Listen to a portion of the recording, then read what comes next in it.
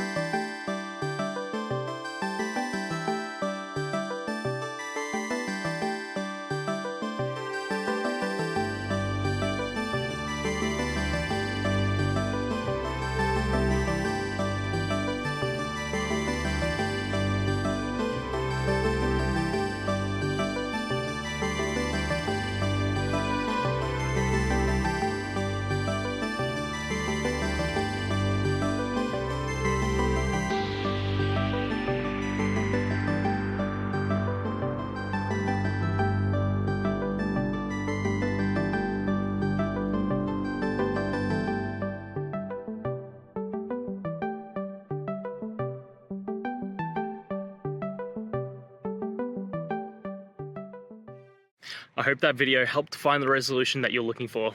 And if it did, please, I'd appreciate it if you could hit subscribe. Until the next time that you need more technical help, I hope you have a great one. See ya.